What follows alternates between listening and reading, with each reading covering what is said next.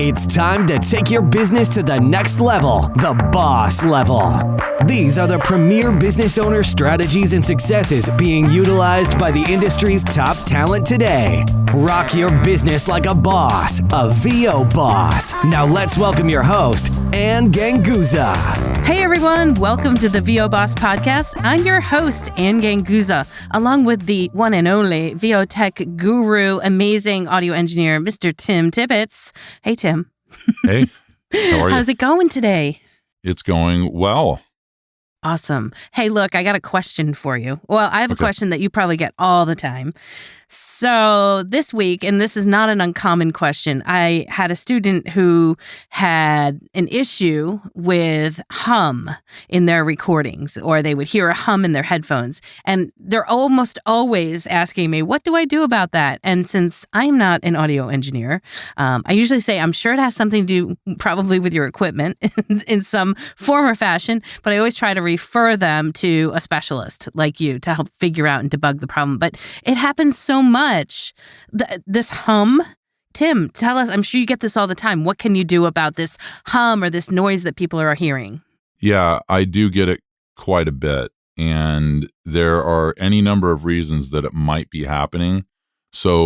But let's start off with a little bit of simple science to make sure, and I will, make sure that I don't, get too detailed about it, because if I do, we know it's a whole new podcast. Yeah, it's a whole new podcast. So, electricity, everything has a cycle that it runs on, whether it's a monitor with a 60 hertz refresh rate. If you don't know what that means, it blinks on and off 60 times per second in order to give you the picture that you're looking at. That part really doesn't matter, but everything, whether it's light, sound, whatever, it has a frequency, right? Mm-hmm. And so does electricity. And in the United States, that's 60 hertz, okay? Mm-hmm. This is one power source coming into your house or from a breaker box, and we call that single phase. So when you're using a normal plug in a wall, that is a single phase circuit, okay? Mm-hmm. When you're using something such as an electric dryer, that's usually going to be two phase, which means that you have two sources of electricity running off of two different circuits. Even though it may be one breaker, those are running off of two separate parts of that breaker box, okay? Got it. So in other words, you have two power sources coming in. Oh, and by the way, in Europe, the phase there, or not the phase, but the cycles, the hertz, is 50 hertz. We don't need to get into why. But for those who are listening in Europe, if you're having a hum at 50 hertz, it's usually going to be a ground loop issue. And we'll get into that in a second. If you're in America and you're dealing with that ground loop issue where you're getting that hum, it's going to be at 60 hertz typically. All right. So that is usually the number one suspect. You have this very low, just kind of, buzz in the background. Mm-hmm. However, if you have a bad ground, and this is going on, that hum can come in at 120 hertz, which is 2 times 60, which makes sense, right? If we have a two-phase system and we have 60 hertz per phase, and you're introducing two phases, suddenly the hum is at 120. So it usually surprises people when they're living in apartment buildings and I'm seeing the hum at 120, and I say, hey, do you live in an apartment building? And they say, yeah, how did you know that? I said, well, this is more than likely a bad ground with a pool pump starting up or a rooftop unit that's an AC unit or heater or whatever it's kicking on, or some other shared two-phase system, right? And just because you have a ground loop problem in your home where we're hearing this 60 hertz hum doesn't mean it's necessarily your problem. It could be that you're tied into your neighbor's system and you guys share some sort of a common ground. Oh, interesting. Yeah. And so this is one of those things that can what to be do, just Tim? really sneaky. Well, there are several things that you can do. So let me give you an example. Let's get into what you can do yourself if you have the right tools. There are things called notch filters. They're not very common. They do have them in Adobe Audition, where you can make a cut in your EQ that is extremely narrow, and you place it just in the right place and it gets rid of it. Also, rolling off the low end, we've talked about this before, high pass filters, Yep. which is you're basically just taking down the input value or strength of anything below 80 hertz. And since 60 is below 80, it of course is going to lower that to some degree, but not always getting rid of it entirely. Okay, so that's one approach. Another approach is if you are having an issue with your interface or you have an inexpensive XLR cord, it could be that it's near a power cord. And so that interference from that power, because everything has a field, an electric field to it, right?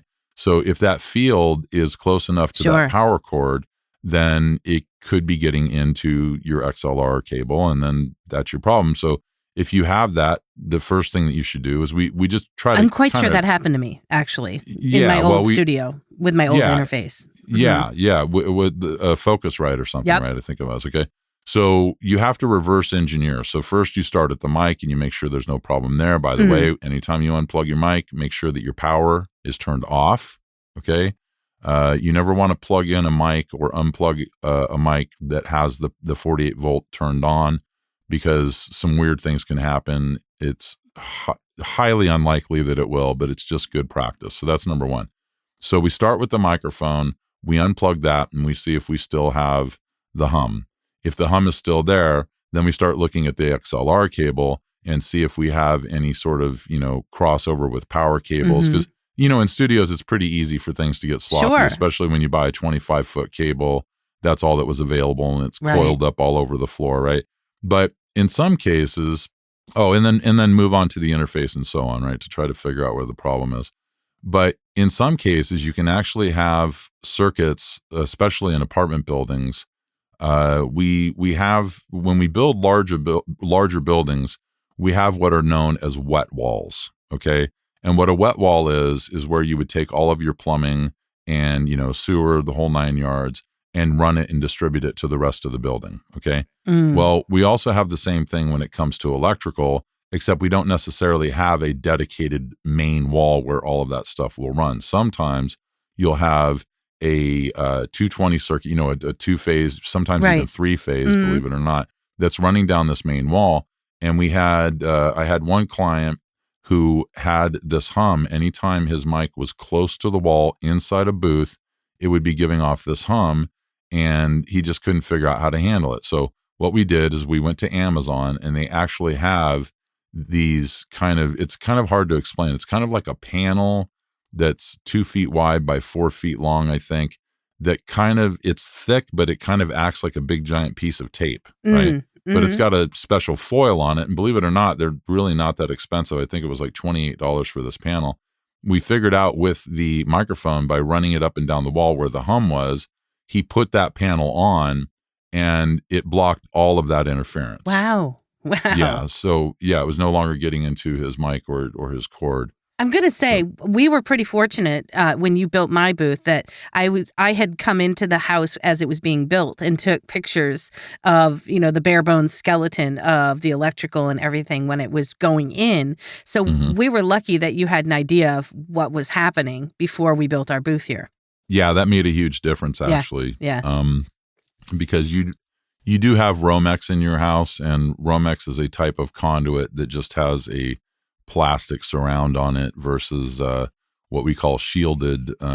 Some people call it BX, whatever, or Flex, which is a metal shield around the wires, which makes a pretty significant difference when it comes to interference, right? Most people don't necessarily know what goes on behind their walls, right? They just know when they have a problem and they have their hum. I mean, how would you know? Yeah, exactly. You don't have X-ray vision, right? Yeah. But we can follow the breadcrumbs, right?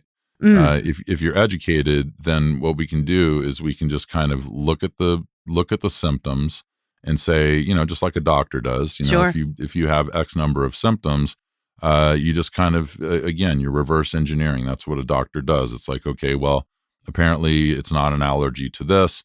It's not that. So eventually it ends up in a blood test, and then the blood test doesn't reveal anything. And so you have to have a CAT scan, and you have the CAT scan, and suddenly there's a wire that's out of place or whatever, to try to cross over with the metaphor. But it's the same thing. If you just think of it think of it logically and just understand that a hum could be coming from any electrical device that you might also be running in your home. Because again, we had this discussion in the last podcast when we were talking about component failure. Okay. Mm-hmm. So let's say you have a dryer that wasn't wired correctly at the factory. And so it's not hurting anything, except if you're a voiceover, it is, but it's not dangerous or anything like that. Right, but right. it is giving off this hum, right? So as an example, I've been working with this one lady where she just had this horrible hum in her audio. It would turn on and then it would turn off. It was driving her nuts. She couldn't figure out what was going on. So I said, okay, well, let's do this.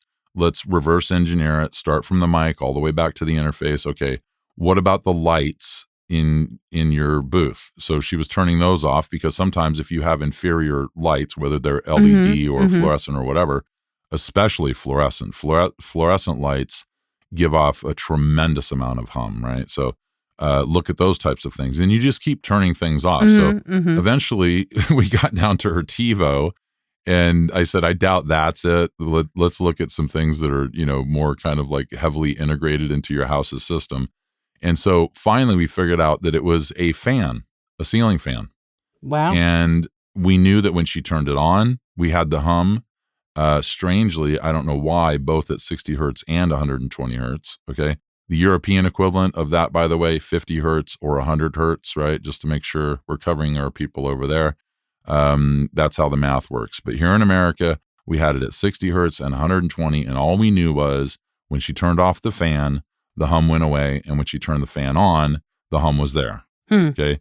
So it's more than likely that it was wired incorrectly. Someone probably had a watershed moment opportunity where they were like, well, I'm out of wire, so let me just tap off of this. And then that unfortunately tapped into some other, circuit that's on a dual phase. They're only using one phase of the dual phase, and now it's picking up whatever that, whatever that broken thing is putting out there, right? So it could be a refrigerator. Refrigerators have compressors in them, so they have hums anyway, right? And that's a different level of attack and approach, obviously, because that's not a ground loop issue. Right. That's a noise issue. That's a noise issue. Yep. And in those cases, we're going to be rolling off the low end. If we do, sometimes compressors will give off a very specific frequency on a hum, and you can use a notch filter plus something like RX Elements voice denoise if that's put in there properly, and you can eliminate that stuff. And a lot of people have had to pull out the refrigerators and unplug them before they can even audition. I know that when I was at my other place, there was a lot of construction happening, and there'd be a lot of large trucks that would be a mile away traveling down the road. And I know that would come into my recording noise wise. And so there was a filter that I was able to use to get rid of all that noise because it was such a low frequency.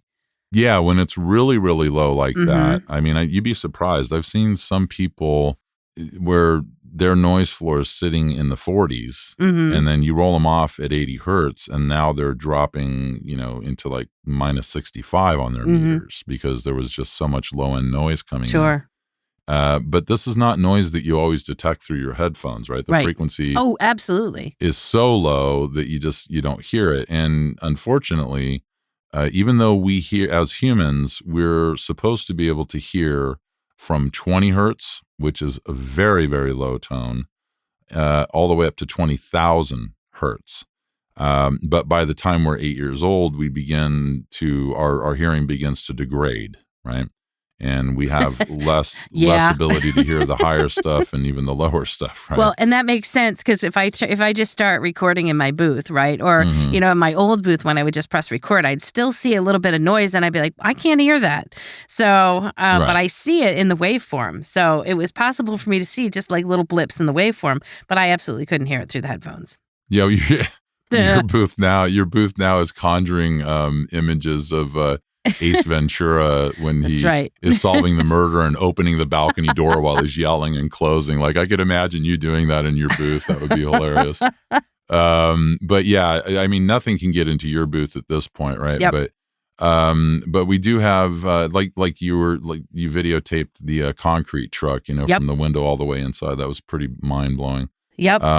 But hums themselves are usually mechanical in nature. There is something that is wrong with the device, or it may be a problem with the ground at the panel.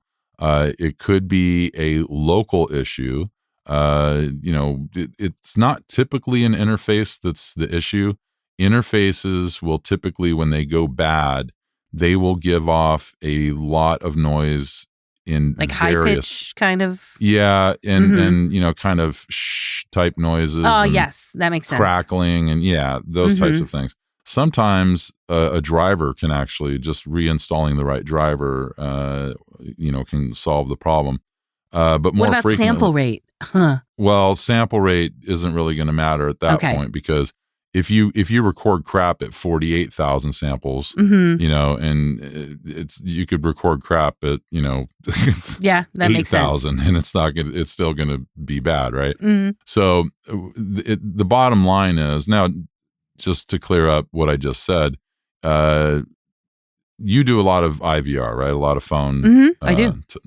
Okay, so you have to ship that out at what, 8-bit, and then it's 8,000. Depends, yeah. Right. Okay. Depends on the client and what format they're looking for. But yeah, sometimes I have to do very low bit rate.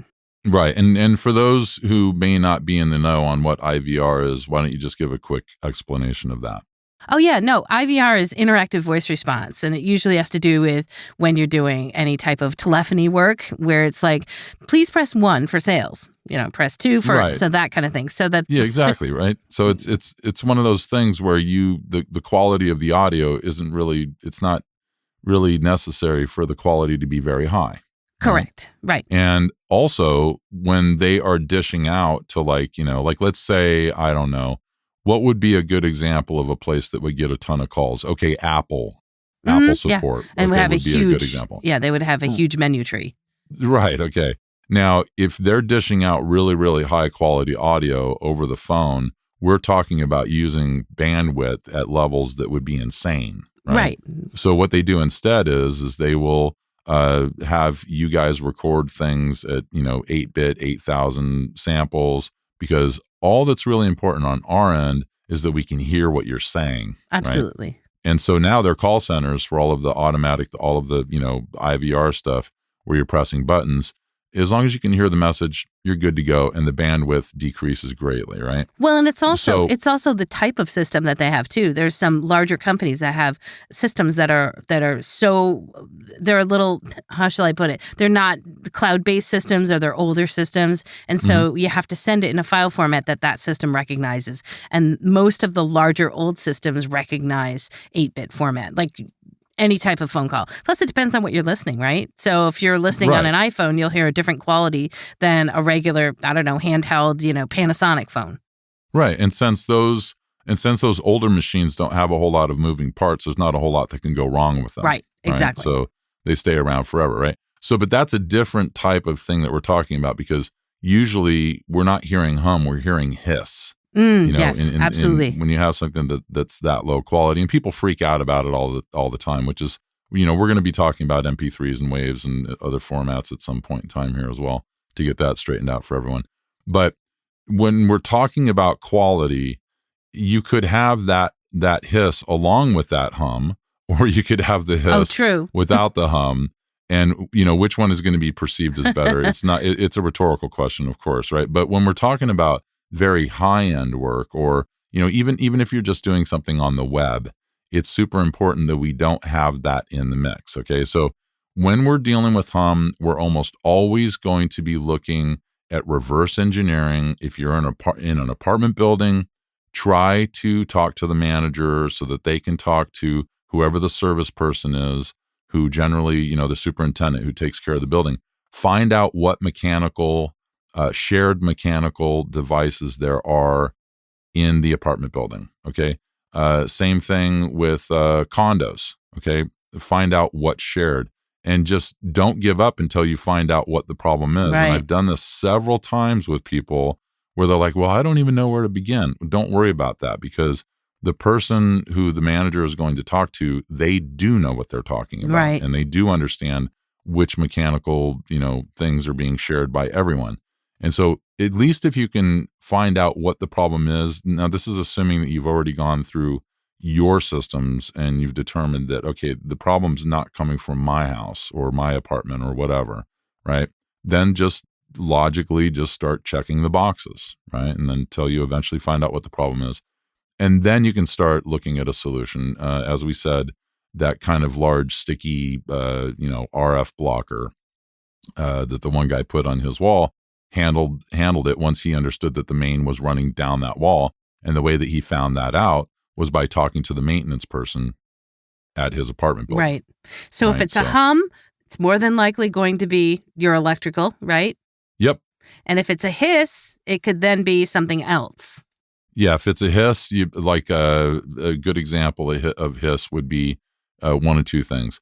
You have a preamp and you're going out of that with a strong signal, and then you're going into an interface, and then that's another stage where we have a possibility for gain, right? Mm-hmm. So you're cranking it up even more, and it's hissing. Makes sense. Not a surprise. If you buy a less expensive mic, it's going to be it's going to have hiss in it more than likely. Like a good example of a mic that actually does sound good, like the Blue Yeti, its sonic properties are good, but it's a loud mic. It has a lot of shh in it. And usually RX will remove that, by the way. Okay. But yes, hiss and hum are two different things. So the bottom line is hum is just something that you are just going to have to play detective on until you find out what it is, turn everything off. And if the hum goes away, great. You now know that you have a suspect. Now start turning things on one by one, right, and going back and checking. Okay. And just go down the checklist. Don't panic. A lot of people, for them, it's a complete and total mystery. And in reality, usually, I'm probably going to draw this podcast is probably going to keep me from having, I don't even know how many bookings for hum, which is fine with me, because if you great piece of advice, Tim. Yeah. I mean, and it happens all the time, and it's usually such an easy fix. Okay. And yeah, that's good all stuff. I have to say about that. Yeah. Good stuff. Okay, so if there's hum, we've got a good chance we might be able to play detective. And and for those of you that have anything, well, even if you have a hum, a hiss, what are the other? I feel like I'm at my car mechanic.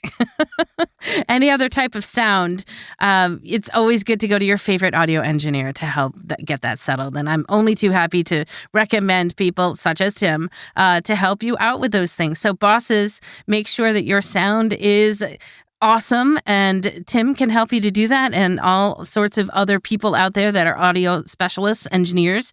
And if you've got a hum, we kind of have a great idea now on how we can start debugging it. So thanks so much for that, Tim. Absolutely. Very much appreciated. I felt like this podcast was a real humdinger. Oh! Yes, oh my he goodness. did just go there. And and now that's my segue into our exit. So I'd like to give a great big shout out to our humless sponsor, IPDTL. If you want to know more about IPDTL, you can visit their website at ipdtl.com. They are bosses. You guys are bosses. Have a great week, and we'll see you next week. Bye. Bye.